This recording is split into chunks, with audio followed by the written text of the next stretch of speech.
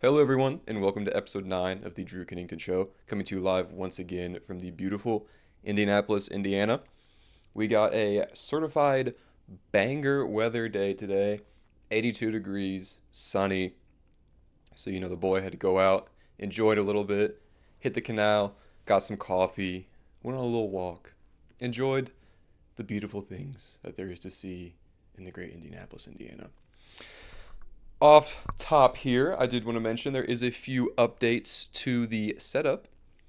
I don't know if you notice, my phone is sitting here on the arm of the chair.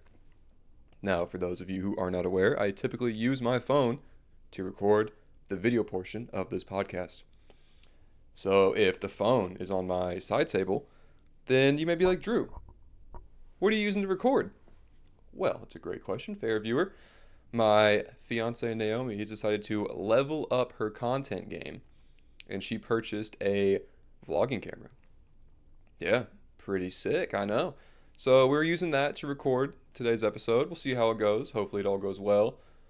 I'm hoping it'll alleviate the biggest hurdle I have that comes with the video portion of this show, which is getting a large video file from my phone to my laptop. You would think it'd be easy. We're in the big 2026. We have potential AI robots taking over, and I can't send a 1 hour video file from my phone to my laptop without jumping through a bunch of hoops. Some of you may be like, well, that's an Apple problem, so I need to switch to Samsung. And to that, I will say no. Also, a new addition we have to the setup. It might be in frame. I have a plant. I bought a plant. Last week was in Fountain Square, and I wanted, to get a little something green, something fresh for the show. And I realized there's a nice little corner behind me that I could put something in, and I was like, man, if I get one of those little drapey little vine plants, that'd be kind of sick. Bring some greenery to the show, some nature. We love nature here. So I got that. He's doing okay, I think. I don't know. I don't speak plant. But yeah, so I don't have a name for him yet. If you guys want to drop a comment, maybe give this guy a little name. We can do that. I don't know. We'll figure it out. But yeah, that's all the new additions we have here on the set today. Currently sipping on a little pink drink that my fiance threw together out of the Anthropology cup. Yes, you guys, with the stainless steel straw, might I add. We're reaching levels of girly pop previously thought unfathomable. But I do want to say that it feels like it's been a while since I've really done anything in relation to the pod. And that's because after last week, I don't know if it came through. I mean, maybe in the end you kind of picked up on it, but I just really wasn't vibing last week, and I feel like it's kind of been the culmination of just how, I guess, serious I've been taking this whole thing. When I started this, it was just kind of like a fun little endeavor I wanted to try, but I feel like as I got more into it and as I really started to kind of get the ball rolling with it, it took up, it still does, but it took up a lot of my mental bandwidth, I guess to say. Throughout the week, I found myself thinking about it damn near constantly. And it didn't help with the fact that while I was posting clips and things like that, so I was always on social media, just engaging with people, doing whatever. I was always doing something in relation to the pod. If it wasn't recording, editing, thinking about what I'm going to talk about, which is oddly the most difficult part of having a podcast, is trying to figure out the hell you're going to talk about for an hour every week. And then doing the whole social media thing, it kind of just always just it was always just in my face. It was always just always going on. And it was kind of overwhelming, and it kind of made it not as fun because it started to feel like I always joke with Naomi that it's my part-time job, but it genuinely started to feel like a part-time job. It started to feel like something I was more obligated to do and less on the fact of something that I get to do and I feel grateful to do. So I kind of took a step back this week. I posted a couple clips, but I didn't like check socials at all. I didn't even really check how the episode was doing on YouTube or Spotify. I just frankly didn't care. I just did not care, and it actually felt nice because I kind of came to that realization that the joy I get out of this is coming and sitting down and recording these episodes. I don't necessarily find joy in the whole everything else aspect of it.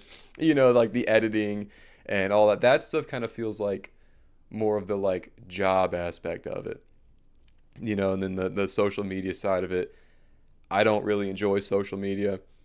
I do to an extent, but I feel like it can get a little negative, and sometimes it does. And I don't know. I don't want to have an unhealthy relationship with it. So everything outside of recording, it can get a little annoying, but we'll figure it out. I like I said, I still really enjoy coming in here and talking shit for an hour, and that's where the magic happens. That's the quote unquote art that we create here every week. So obviously we're gonna keep doing that. We're gonna keep showing up. And in regards to all the other stuff, hey, I'll just lock in. Okay, guys, I have a story to tell you. It is a little embarrassing, but the further removed I get from it, the more funny I find it. And that's the truth about my sudden influx of subscribers that I had last week. Now, I don't know if you recall, but last week I mentioned at the top of the show, I said, hey, we just got a bunch of new subscribers on YouTube. Shout out you guys, some of my videos got a lot of views. I guess my videos must have got picked up by the algorithm, man. Hey, thank you guys so much. If you're new here, drop a comment, blah, blah, blah. The whole thing. The whole song and dance you do when you get a sudden influx of subs. And for context, what had happened was, so my YouTube had about 10 subscribers. I was sitting at 10 subscribers for, I don't know, like 3 weeks, 4 weeks, about a month. I hadn't gained any new subscribers. All my YouTube videos, the long form versions of these pods, got, I don't know, 8 to 12 views. So nothing too crazy was going on over on YouTube. It kind of felt like I was yelling into the void a little bit. And then suddenly, one day, it was middle of last week, I believe, I went to my YouTube to check to see how many listeners my podcast had for that week, and it was like 150. I was like, whoa. So I went to the rest of my videos, and I noticed that all my videos had over 100 views, and actually 2 videos in particular had over 700 views. I was like, whoa, my God. And then I checked my subs, and I think at that time I had like 28 subscribers. I was like, whoa. I was like, in one day, all these videos got hundreds of views. I gained 18 subs. My first initial thought was one of my shorts kind of like took off. I thought I would go check my shorts. I'd have one short with like 15,000 views or something. It picked up the algorithm somehow, some way. It just took off. Well, I went to my shorts and everything was the same. I had my couple that had like over 1,000 views, whatever, but it wasn't anything crazy. So I checked my Instagram. Nothing really blew up over there. Okay, so I go to TikTok. No, everything's the same over there. So there's no indication as to what exactly it was that caused this spike in viewership and subscribers. So I just chalked it up as, well, I guess I picked up the algorithm. I brought it up to Naomi, and she's like, hey, don't question your blessing. I'm like, yeah, you're right. This is a good thing. My show's finally gaining some traction. I'm not going to sit here and I'm not going to question what exactly is going on. So I just left it at that. The rest of the week went on. I think I peaked at like 54 subscribers. The videos continue to get views. Episode 2 and episode 4 in particular continue to gain more and more views. Again, I just thought for whatever reason, episode 2 and episode 4 got pushed by the algorithm and a bunch of people were watching it. And I will add that I did find it odd because episode 2 and episode 4 weren't necessarily my best episodes. So I was like, man, these 2 episodes are getting a lot of views and they aren't even really like episode 2, I remember I thought it sucked because I was anxious and like I don't know, it just kind of sucked to me. In episode 4, frankly, I don't remember what happened in episode 4, but I just know my earlier episodes I wasn't too proud of. But again, I didn't want to, block any blessings. I just kind of chalked it up as like, yeah, okay, cool. So I left it at that. Didn't really think much of it. Honestly, was really excited. I thought I was like talking my shit. I thought I had like, hashtag made it and hashtag found my groove. I thought I was that guy. I thought I was like, man, I'm really spitting on the microphone if I'm getting damn near 1,000 people to tap in, and then I'm getting them subscribed. They want to keep coming back for more. I thought I was in. I thought I finally cracked the code. I kind of just left, like I said, left it at that. And then last Monday, I guess 6 days ago, Monday, I had forgot to schedule a YouTube short that I was going to post for that Monday. Because typically what I'll do is I'll get my clips after I record this today on Sunday, and I'll schedule a bunch of posts for throughout the week so I don't got to worry about posting and things like that. Forgot to do it for Monday for YouTube.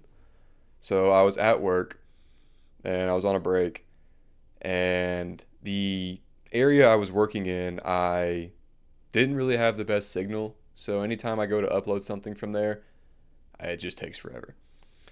So I upload the short from my phone, and it's taking forever. And when the short is uploading, you have to kind of sit there and just wait for the short to upload on the YouTube Shorts page. So I'm sitting there with my phone open, just staring out the window, waiting for the short to upload. It takes forever. And then I notice underneath my subscribers, there's a little button that says see your subscribers. I was like, oh man, I just got a new little influx of subs. Maybe I could see like what these people are talking about. Maybe see if it's anyone I know personally. Just see what's going on. So I click on it, and it only shows about 15 subscribers, because I guess if you don't have your subscriptions public, people can't see who you subscribe to. About 15 people are on there. I scroll through, there's no one I recognize. And then I notice there's a little drop-down tab, and it says recent, basically indicating you can sort them based off other metrics. So I'm like, okay, well, I guess what are the other metrics? So I click on it, and there's recent, and you can sort them by recent or most subscribed. I'm like, oh, let's see what my people are talking about. I got 54 subscribers now. Let's see, maybe these people got some poll, maybe they got some subs. Let's see what we got. So I click most subscribed. First guy pops up, click on him. 600 subscribers. I'm like, wow, that's a decent amount of subs. I feel like, I only got fucking 50. 600 is pretty cool. Said he joined like 20 years ago or whatever. Thought that was crazy. So I go to his page and I go to see what it is that he's been posting. He's got like 10 videos from about 15 years ago. And they all have the word shoe play in the title.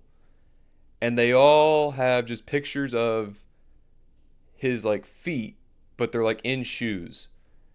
And I didn't know what that was. I still never looked up what shoe play meant, but I kind of got the gist of what exactly was going on this dude's page, because one of them was labeled like under the table quickie shoe play. And I was like, oh, okay. I think I pick up on what is happening with this guy's page. And at this point, I didn't think it was too crazy, because I had gotten a comment earlier in the week on one of my YouTube videos saying, hey, you shouldn't wear shoes anymore when you record. You should just go back to wearing your socks. And I was like, that's a weird ass comment to send to somebody. But I just assumed that it was a guy with a foot fetish, and this was like the same guy. So I was like, okay, found him. That's odd. I go to my second most subs, or my subscriber with the second most subscribers. And again, 300-400 subs. And again, it was more shoe play videos. It was pictures of, the thumbnail was the dude's feet, and it was him in his socks messing with his shoes or whatever. And I was like, okay, that's not crazy, I guess, that two dudes who fuck with feet followed me, but it's two more than I would have expected to follow me. So again, I'm like, whatever, that's odd. I go to the third guy. He didn't have any videos, but his name was like Sneaker Liker or something like that. Something like in the realm of that kind of foot shoe realm. And I was like, weird, bro. What? And then it all came, the everything clicked. The fourth guy on my most subscribed had like 150 subs. I click on his page.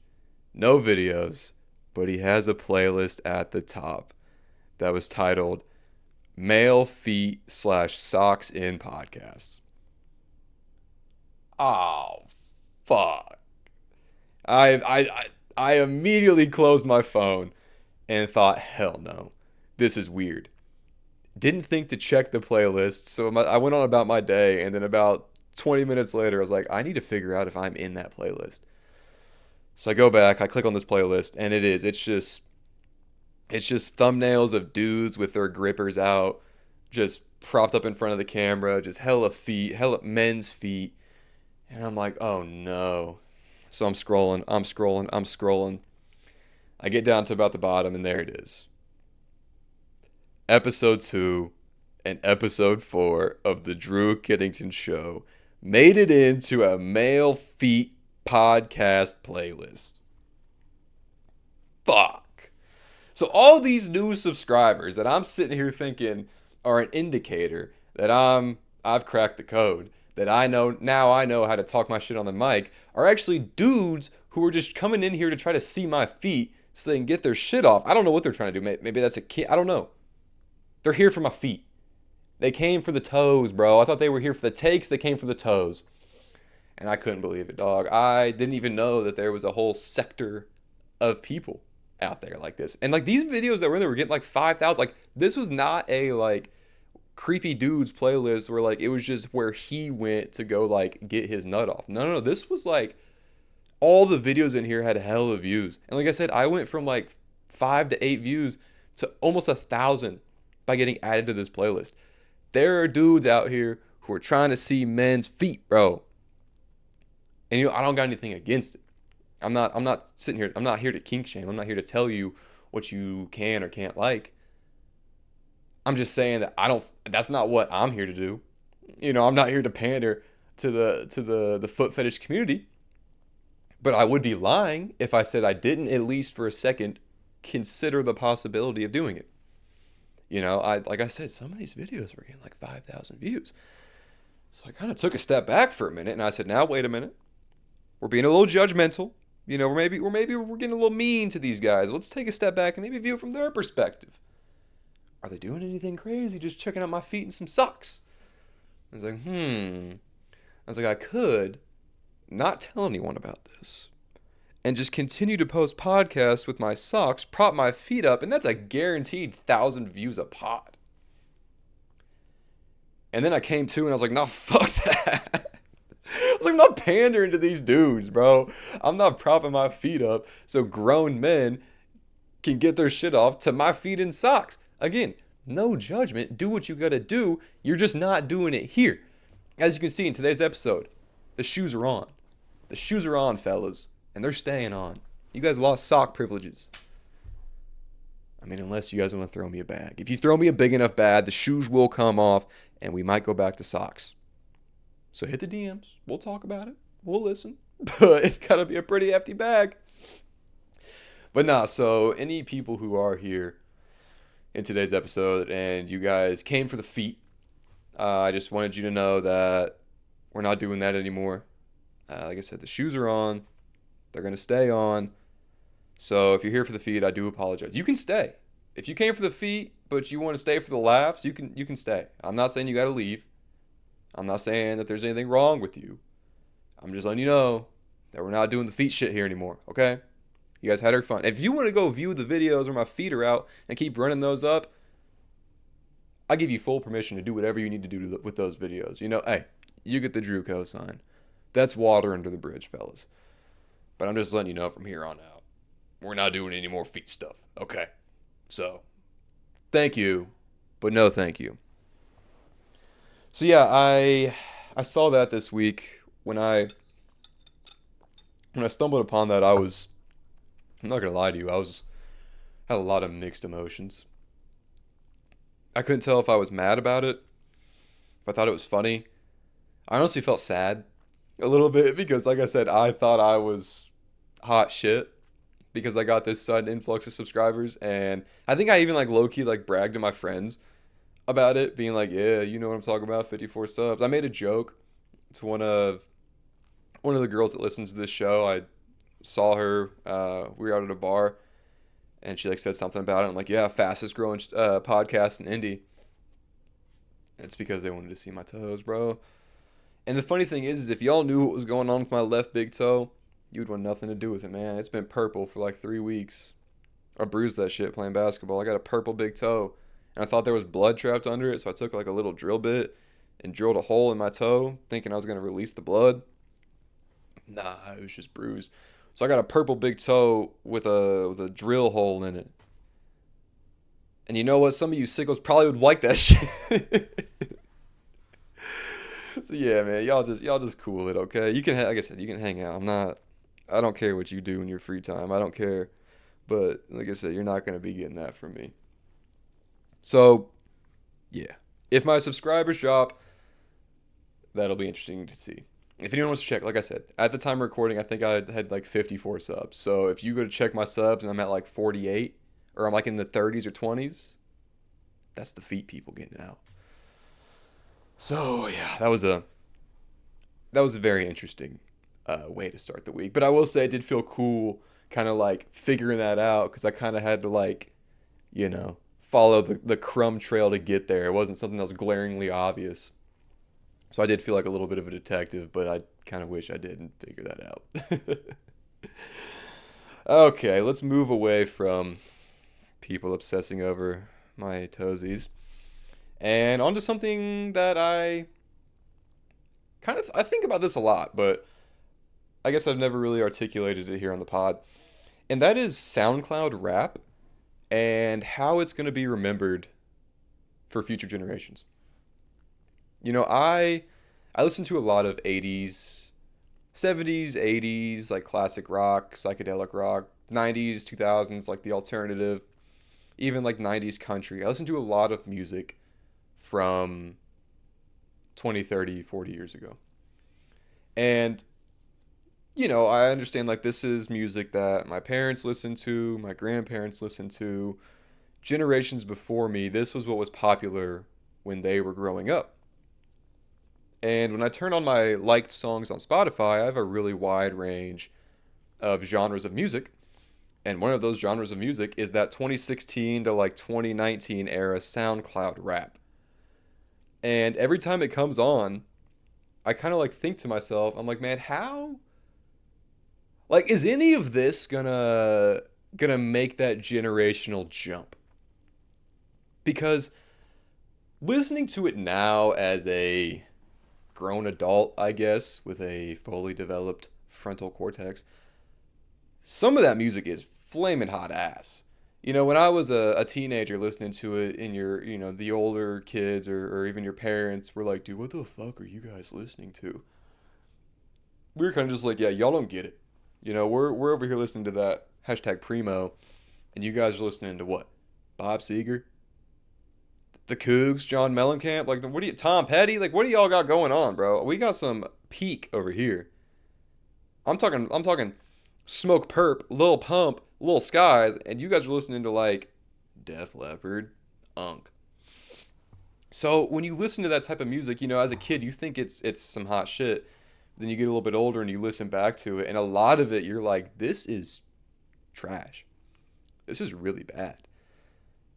So it just makes me wonder, is there gonna come a point in, I don't know, I'd say 20 years is a good metric. When I'm in my mid 40s and I have a kid, or just when I have a kid, if I have a son and he's, I don't know, 15, 16, is he going to come to me and be like, yo, dad, have you ever heard of Goodbye and Good Riddance by Juice World?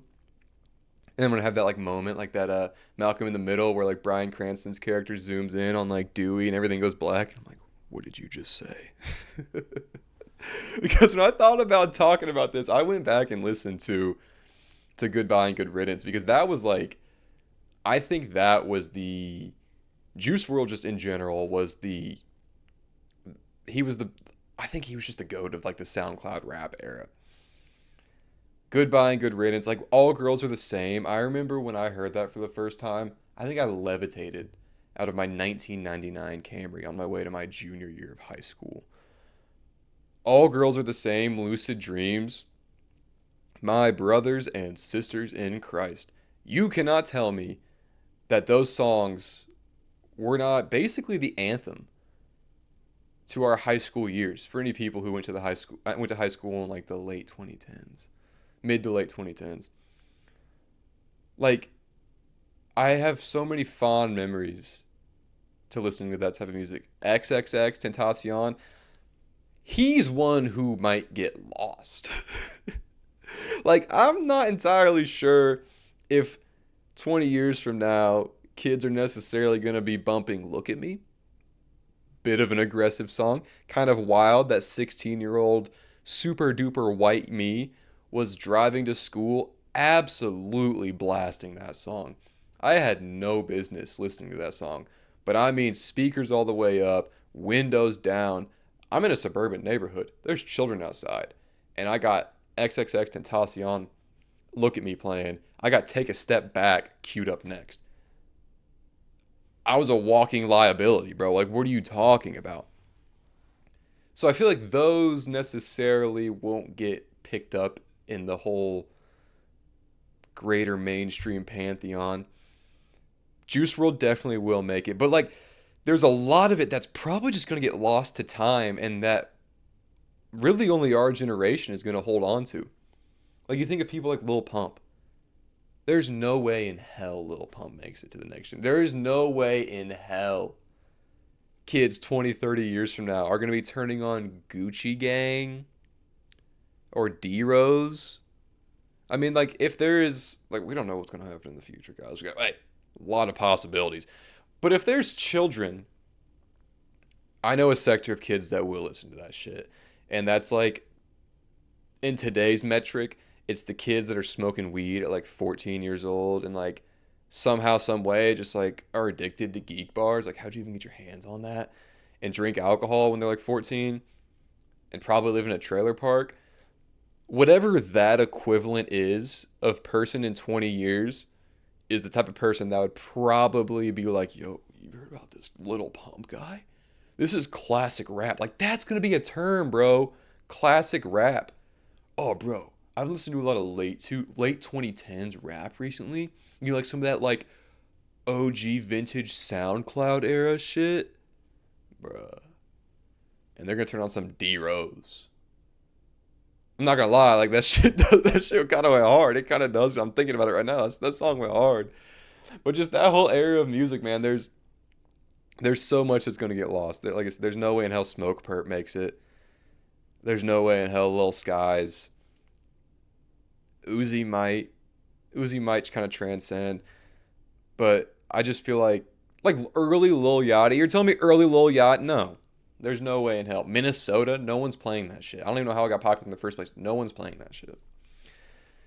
So we kind of are, our generation, we're kind of the torch carriers, so to speak, of this SoundCloud era of music. I feel like it dies with us. When we die, the SoundCloud era is probably going to go with us. So hold on to it fondly, because even the artists that have come out of it, like I just mentioned Lil Yachty, he doesn't make that type of music anymore. You think of Playboi Carti. He's transcended the whole SoundCloud era. I mean, like Chance the Rapper. You think of Chance the Rapper, you don't think of his SoundCloud days. I'd mentioned Lil Uzi again. You don't think of their SoundCloud days, like when Lil Uzi was dropping Like a Farmer with Lil Tracy. If you know, you know. Or Thoughts with Trippie Redd. Oh my God, Trippie Redd. I don't know. Like, what's going to happen? Are we going to forget about these people? And then it makes you think, what artists were forgotten about from our parents' generation?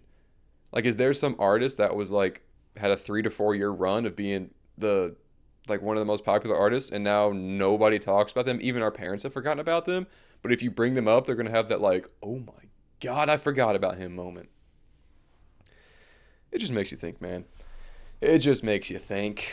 And I do think, I'm glad that the SoundCloud era of rap was over, because it was honestly terrible music. But something about it was so it just captivating. Something about it. Just the rawness of it. Like, you could tell it was just kids in their rooms, in their bedrooms, with some shitty mic and some shitty beat they bought off of someone, just throwing some shit down. And it just felt raw. It felt genuine. It was a really cool time in rap music, at least for my generation. The old rap heads seemed to not be very happy about it. I mean, J. Cole made a whole diss track. I think it was, I don't remember which song. It was off KOD, whatever that album was. He literally just called out all the fucking SoundCloud heads. Because it would kind of do that. It would kind of amplify a person who had no business being famous. And then people would quickly realize, oh my God, this guy is ass. And then he'd fall off and it'd be a whole ordeal. So I guess one last shout out to my SoundCloud rappers out there. I don't even know if it's still a thing. Is that still an avenue people take to make music? I have no clue. I've kind of gotten my finger off the rap game pulse. So I don't really know what's going on over there. In high school, I was tapped in, but now I guess you could say I'm out of the loop when it comes to that. I see some of this new music that's coming out, and I feel like the older generation did when they were listening to SoundCloud. I was like, there's no way in hell kids are listening to this shit. Like Laser Dim, I'm cool off that. He was on the new Denzel Curry album. I'm cool off that. Anything Playboy Cardi's been putting out, cool off that. Yeah, I guess we've kind of been rambling on about music here for a while. We can kind of, I think we've wrung out all the liquid we got on that rag. So I guess we can transition here to the weekly observations. Everybody's favorite segment of the show. The weekly observations are basically where I just talk about things I noticed this week, talk about things that I don't really got a full segment on. I kind of just want to give my 2 cents. And I will be completely honest, a lot of sports. This weekly observations is basically just my sports segment is really all this is. So I guess we're just going to get right into it. Quick little bev sip real quick. Hold up. Oh, yeah. Okay, first things first. I saw the Justin Fields trade to the Kansas City Chiefs. And frankly, I don't really care about Justin Fields.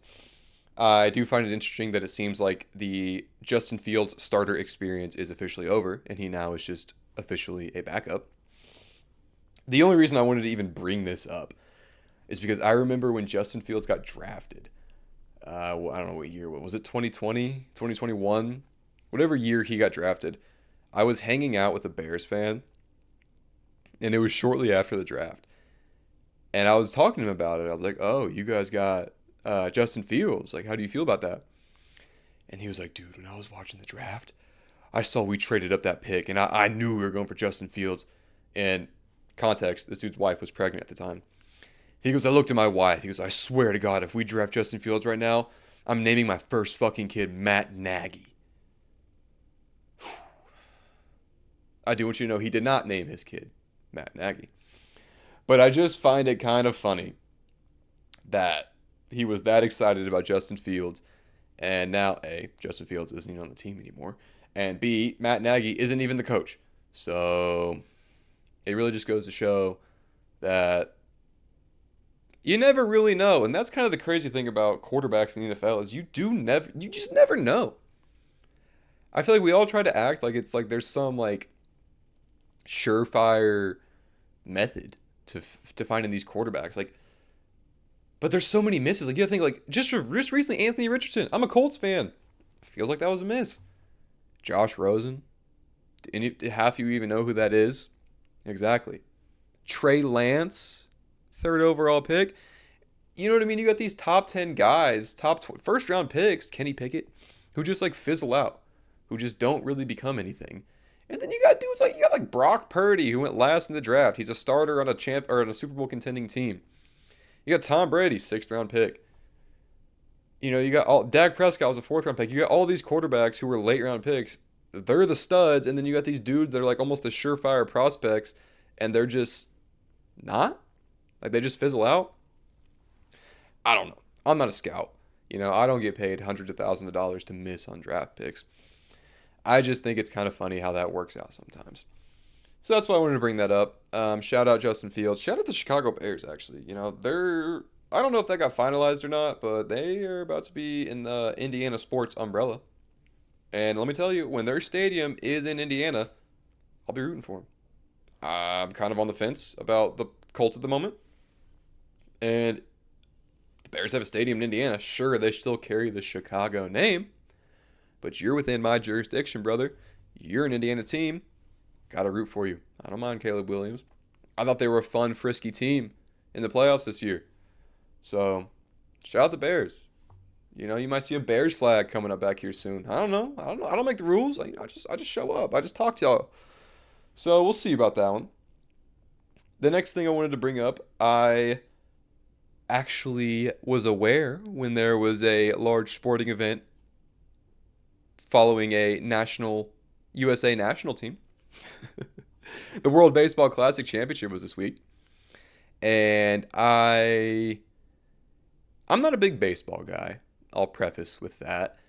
I know I'm a very, very baseball casual. I know the big names. I know the big teams. But I'll be completely honest, I don't watch baseball. Watching baseball on TV is just boring, in my opinion. I love going to a game. I love going to a ballpark. I think that's really fun. But sitting down and watching a baseball game, unless it's playoff baseball, is something I just really can't get behind. But I knew this World Baseball Classic was going on. And like I said, when it was the whole Team USA hockey situation, kind of just thought this was USA's to lose again. Now, I know when it comes to baseball, there is other countries that are good at baseball, like Japan. You got Shohei Ohtani, you got all that going on. And you got the Central American, South American countries that baseball is like, that's their shit. So I was aware that there's other countries out there who field competent baseball teams. But, we got Aaron Judge, brother. What do you mean? There's nobody out there besides Shohei that can compete. You got Aaron Judge, Bryce Harper, Max Scherzer. We got the Avengers of baseball. So I just assumed, once again, we were cakewalking this entire thing. Then we lost to Italy, and I was like, no, wait a minute. First off, didn't know Italians had it like that. I didn't even know Italians played baseball, respectfully. I thought they just played soccer. They were in Europe. I didn't know Europeans played baseball. I thought they were just so obsessed with soccer. That's all they did. So I was kind of caught off guard, and the Italians were kind of nice. Then Japan gets knocked off in the playoffs, and we're facing Venezuela in the championship. Now, I find it slightly ironic that we just yoinked their leader and kind of made them somewhat a pseudo-American territory. And now we're playing them in a championship baseball game on American soil. I don't know. I found that kind of odd. Found it kind of silly, might I add. But I tapped in, again, thinking we were just going to wipe the floor with them. We have the Avengers, brother. The Venezuelans knocked out the team that we were most worried about. Maybe they did. I don't know. Somebody knocked out Japan. That was the only team that I was like, they're probably going to beat us. So we just got to take care of measly Venezuela? Boy, was I wrong. And might I also add, I was rooting for Venezuela by the end of this game. I bought into it. I was like, man, this team, they've never won a World Baseball Classic. We did just kind of take their fucking leader out, which it seems like they're not too mad about that. But still, we got some fucked up shit going on in Venezuela. They might need this one. They might need this one. And they did. They got it. They came out there, and man, that was a very entertaining game. I stayed up late. I stayed up past my bedtime to watch that. I stayed up past my bedtime to watch baseball, bro. That's how you know it was a pretty good game. So shout out Venezuela. You may have won the battle, but it does seem like you did in fact lose the war. I'm just kidding. But yeah, shout out them. That was cool. That was cool to see. I love an underdog story. I love when the team that's not supposed to win, that's not even supposed to be there, ends up winning the game. And I guess that kind of brings me into my next segment, or my next weekly observation, and that's March Madness. I don't really have too much on it, to be completely honest with you. My bracket was busted by the fourth game. The High Point win over Wisconsin, which I filled out a lot of brackets. There was a couple I had where I picked High Point, but the one where I was like, this is my legit bracket Yeah, I didn't pick that one. So bracket was busted day one, per usual, and yeah, I've been tapped in a little bit. I haven't been too tapped in, but what I really wanted to talk about with the whole NCAA tournament is that it's just been a tough week for the Mormons. You got BYU, who I believe made the Sweet 16 last year. You bring back that Saunders guy. I'm not too tapped into the. This is not a commentary on BYU's season, but you bring back Saunders, and then you bring in the consensus number one recruit, AJ DeBunsa, future Indiana Pacer. You heard it here first. I've already got my jersey pre-ordered. That's a lie, but I'm just saying DeBunsa in a Pacer jersey would go insane. You bring in him, you pay him $7 million a year. And you not only do you get knocked out in the first round of the NCAA tournament, you were the 6th seed. Like, I watched a handful of BYU basketball games this year because I was doing some scouting. Like I said, DeBunsa, future Pacer. So I'm doing some scouting. And BYU just, like, they never have looked like that good. They just kind of look okay. DeBunsa gets his 35-10 against Texas. But the rest of the team just kind of sucks. So it's kind of tough because if you're a BYU fan, you probably came into the season thinking you won the championship. You got AJ DeBunsa. You paid that boy $7 million, number one overall recruit. You guys were it was like you thought you had the golden ticket to the championship. I thought BYU was a guaranteed top 5 AP top 5 team. That was not the case. Bounced first round by Texas, which I might add made the Sweet 16 beating Gonzaga last night. So maybe Texas aren't as shitty as their seed may lead them to believe. I do find it kind of funny that Mark Few and Gonzaga kind of just every year are a top 3 seed. Usually the 1 seed, yet they never do anything, which, slight commentary on that. Why does Gonzaga basketball continue to play in the West Coast Conference? And why does the committee keep giving them the 1 seed? Now, I will say they made it to the championship when they had Andrew Nembhard on their team because they had Andrew Nembhard, the GOAT. But you got to think, if you're a team with as much history and as much, just success, I guess, regular season success that Gonzaga has had, why would you not try to join a bigger conference? Why would you not try to join the Big East or the Big 12, something like that? So, I don't know. Shout out Gonzaga. That's not really what this whole segment was for. But yeah, I want to talk about the tough week for the Mormons. Like I just touched on, BYU bounced from the tournament. And then, I don't know if you guys saw this, but the whole Secret Lives of Mormon Wives situation. Old girl, what was her name? Taylor something. The Bachelorette. Video drops. Shorty is insane. Okay. I'm rambling here a little bit. But okay, I've seen a little bit of Secret Lives of Mormon Wives, okay? Naomi watches it. I don't, sit down and watch the episodes with her, but I sometimes will be in the room and it's on, or I'll sometimes, be in and out of the room and it'll just be on and I'll see it in passing. And I just want to say, these bitches are crazy, bro. I find it absolutely baffling that women like this exist. And then on top of that, you get the ringleader of all of them, and you put her on The Bachelorette while she's low-key still fucking on her ex, and it's just this whole ordeal. And even I was like, this is a bad idea. I'm sitting there, half an episode I watched where they were talking about it. I'm like, guys, this is a terrible idea. Why are we sending this lady to The Bachelorette? And then that video drops of her basically domestically abusing her ex-partner, dragging him by the hair, and throwing metal bar stools at him while the baby's just chilling there on the couch. Insane. So they cancel The Bachelorette and they cancel filming of Secret Lives of Mormon Wives season 5, which I find kind of insane because I feel like if you're true to this reality TV shit, this is the best time to record any type of content. You're telling me that this entire mom talk sphere is falling apart? My brothers and sisters in Christ, I am following that woman around with a camera whether she likes it or not. I'm moving into her house and I'm following this downfall. This is peak television. And now's the time when you cancel the filming? Oh man, can you imagine taking those little girls to the room? Oh, pause. Pause. Taking those grown women into the confessional room and then asking them about like, hey, how do you feel about this whole thing? Those bitches would be going off on her. This would be peak television. I'd probably tap in. But now you decide to cancel it. So that's kind of crazy. I will say I do think they're still going to drop the Bachelorette season. I think they just need to let this thing cool off a little bit. Maybe give it a few months and then do like a little temperature check. A temperature check on social media, being like, "Hey, we're thinking about releasing this," and the people might be like, pop their heads up, like groundhogs pop their heads up a little bit, being like, mm. So I think it'll still come out. But yeah, tough week for the Mormons. And on top of all that shit that happened, you guys can't even have sex, so or coffee for that matter.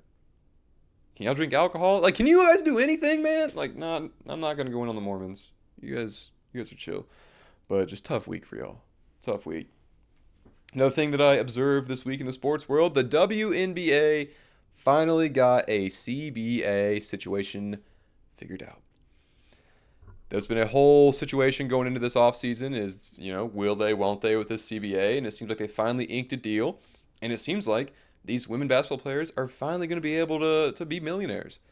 Because something I have found completely bonkers, especially in the last 2 seasons, is that you got women like Angel Reese and Caitlin Clark making like $75K a year for their WNBA salary.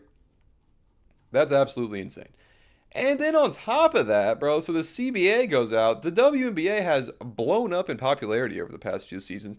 And then you got the commissioner acting like, oh, well, it still might not be profitable. Bro, listen, I didn't give two shits about the WNBA 4 years ago. Now I'm over here I'm texting my other male friends about like, yo, who you think they're taking in the expansion draft? Like, what do you mean, bro? I do not care. I did not care about women's hoops, and now I'm texting men about women's hoops. This clearly is skyrocketing in popularity. Everybody knows who Caitlin Clark is. Everybody knows who Paige Beckers is. Pay these women the money they deserve. But the commissioner wanted to be stingy.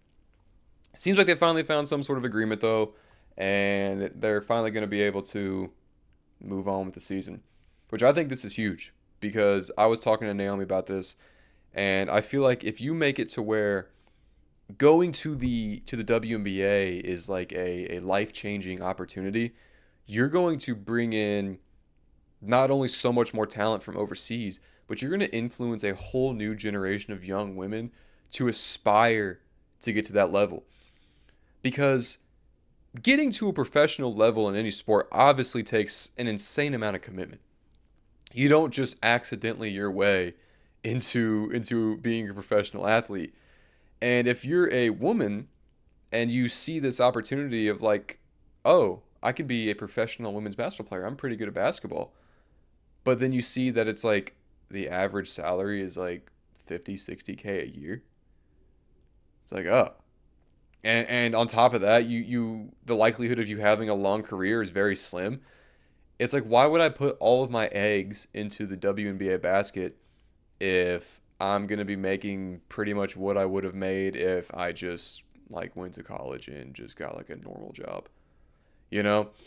But if you can make it now to where these women are making millions of dollars and there is a life-changing opportunity just in playing, I don't know, maybe 4 to 5 seasons, kind of like in like the NBA or the NFL or any of these other professional sports leagues, then it makes it more lucrative. It makes people care more, makes the competition better. It brings in a whole new generation of players that you would have never been interested because there wasn't the financial obligations there. You know, like when it'll kind of be like that the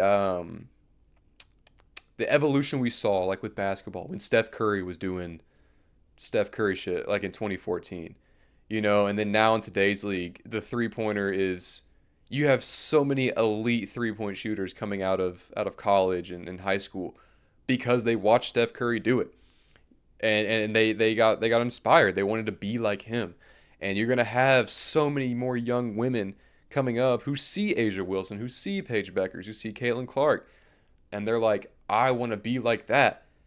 And then you're going to be able to convince their parents to go through with it because you're like, hey, listen, I want to go to this AAU camp. And they're like, okay, yeah, let's try to get you to the league so you can become a millionaire. So I think this is huge for the WNBA. I don't really know any more of the specifics, but major shout out to the ladies. I'm excited to see where the season takes y'all. I guess I don't really know if this is much of a. I don't know if I have much on this, but the last observation I have here is I tried a Cutwater for the first time last night. Man, they are not lying. Those things will get you right. I only bought two. I bought two individual cans from the liquor store because I wanted to try them. I love me a marg. I'll say it. Huge margarita guy. And I wanted to try them, so I got two lime margarita ones. And I'm not even kidding. Those two Cutwaters got me drunk. Like I was like not sloppy drunk, but I was definitely kind of over the buzz limit to where personally I would not feel comfortable operating a motor vehicle. And I was flabbergasted. Now I will add I'm not much of a drinker. I'm like a maybe 1 to 2 beers a week type of guy. Very casual drinker at best. But yeah, those things put me on my ass. So, and they were delicious. I will say, absolutely insane. So now I understand. I get the hype. And now it makes those videos where people are shotgunning Cutwaters even more insane. Because oh my god, brother. If I took a whole 4 pack of Cutwaters down, I might be blackout. I'm not even kidding. If I drink 4 Cutwaters, that's it. That's wraps. I'm cooked. So shout out Cutwater. You guys are the real deal. Don't play. Don't play with Cutwaters. All right, guys. That is the end of the weekly observations segment of today's show. And oh my god. Sorry, I was in a little sip there at the end, and I slurped a spot without any liquid. And I guess today I want to close this show off with, once again, a bit of an introspective segment, kind of bring the tone down a little bit, get a little more serious, and kind of have a more heart to heart with you guys. So I'm going through a lot of change in my life. You know, I feel myself changing not only in the way I view things, in the way I view life and the world, but just in the externalness, of my life. And like this podcast, for instance, this is something, a very big change for me. The really big change that's kind of been going on in my life these past few months has been with my job. Tomorrow I start a new job. So a lot of new things are happening in my life, and a lot of new experiences, a lot of new emotions I've been feeling, a lot of new mental, I guess, battles I've had to fight that I'm not very used to fighting. And I'm not going to lie to you, it's kind of hard at times, and it's kind of stressful, and it gets a little scary sometimes. I'm not a very anxious person, but with all this change going on around me, I kind of have these moments sometimes where I do just get really anxious, and I have to kind of take a second and take a few deep breaths and calm down. And I just, although it is scary, and although it is, you know, fills me with anxiety sometimes, whenever I go through periods of change, I know that it's causing growth within my life.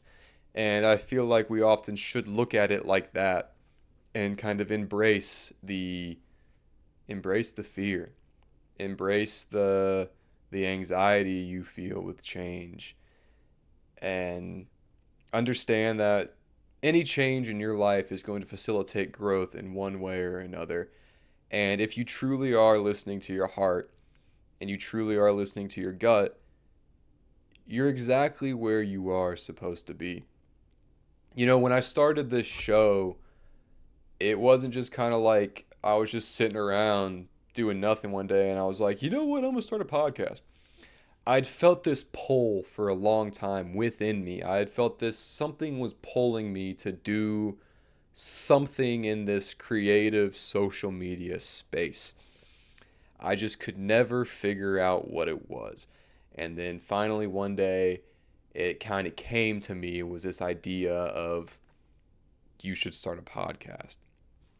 And I knew it would be scary.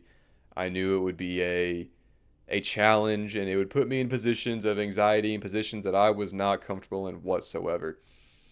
But I felt this pull within me, and I knew that it was what I was supposed to be doing. And I kind of felt the same thing with this whole job situation. I was in a very comfortable position, and then I felt this pull within me of like, there's more you can be doing. And I kind of ignored it and suppressed it for a while, but it just, when you ignore and suppress things, especially things you feel compelled to do, they just grow and they amplify more and more. And the more you ignore that pull, the more, at least in my life, I've noticed you feel almost despair because you know that you're doing yourself a disservice by not going down the path that you know is where you are, at least you feel compelled to go down. And I've noticed that within my life, not even just recently, just in general, that if there's something I feel compelled to do and I don't do it because I'm scared and I allow my negative thoughts to win, then I feel this overwhelming feeling of like, ooh, I'm fucking up. But then, when you're in these like super tight comfort zones, you use whatever your comforts are, whatever your vices are to kind of drown out those feelings. Which is how a lot of people kind of get to those positions of where they rely on these substances to make it through their day. Because they kind of get to this point where they find that ultimate comfort zone and they feel that pull to be doing something more, but they know that either A, it'll put them in positions that make them uncomfortable, or B, it'll kill the comfort zone they've created. Well, what do you do to numb those feelings? You pick a substance, and you allow it to kind of alter your state of being and allow it to make you feel better. So yeah, I just want to emphasize that change is not scary. Change is not something that we should run from. Change is something that is beautiful, and it allows you to create new versions of yourself that you may not even have known were possible. Sometimes when we go through change in our lives, it's not the end of the road. Oftentimes we end up changing and we end up going down a path that leads us to our next path. And you wouldn't have gotten there if you didn't, take that first step, if you didn't take that first little road that made you scared. Maybe it didn't work out, but then you went over here. Now you're in this place that you're like, oh my God, I love this so much. And it's all because you initially took that pull that you felt compelled to do. And you were not afraid to take that change in your life. And I feel like that also kind of plays into the whole, like, where do these thoughts come from? Where do these ideas come from? Where do these feelings of doing things that we just are like, will change our lives that we're scared to do? Where do these come from? And I feel like it comes from the higher power, whatever you attribute that to, whether you attribute it to God, the universe, whatever it may be. I feel like it gives you these thoughts and it gives you these urges to do these things because it wants you to take this. It knows that this is what you need to be doing. It knows that this is where you need to be to get to where you want to go. And we can't ignore God, can we?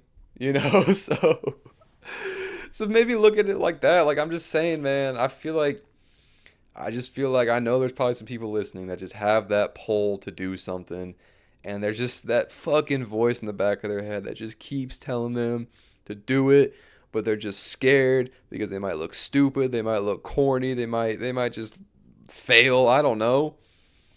Just do it, man. Like, it's not gonna matter. Who cares? With this whole podcast thing, a lot of times when I watch my shit on social media, I'm like, damn, I probably look hella corny doing this shit. But I don't let it stop me. That's just part of it. It's part of the growth. It's part of the experience. So take that leap. Do that thing that maybe scares the shit out of you. And maybe you might surprise yourself. And maybe you might realize that the world will not fall apart if you step outside your comfort zone a little bit. The world will not end. You will not die. You will be fine. So yeah, take that risk, do that thing. I know we kind of say that a lot, but I really want to fucking hammer that into you guys. Is that like it's okay to change your shit up a little bit, to change your life, to do something new. Okay, it's fun. All right. All right. I feel like I'm going in circles here at the end. I guess we'll end it there. I want to thank you guys so much for listening to today's episode. You guys are my dogs, my homies. If you're listening to this on Spotify, do not forget to rate 5 stars, drop a comment, share it on socials. I don't know, do whatever you got to do. If you're listening to this on YouTube, like the video, subscribe. Again, drop a comment. And if you're here from the foot stuff and you made it all the way to the end, I think that means you might be a fan of the show.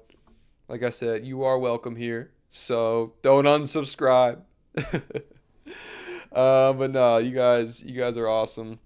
I appreciate you guys so much. Is there anything else I want to add? Oh, that's what you could do. On YouTube, Spotify, wherever you comment, drop a comment what we should name the plant. Let me know, and maybe next episode we'll pick one and we'll give him a name. Thank you guys so much for listening. I greatly appreciate it. Again, if you stay till the end, I don't want to say I love you, but I like you a lot. All right, and I think we might have something here. We might be able to take that next step, and I might be able to bring you to meet my parents, and I can just see a future with you. I'm sorry, that was stupid. All right, well, I'm getting off here. I will see you guys later. Bye. Bye. Bye. Bye. Bye. Bye. Bye.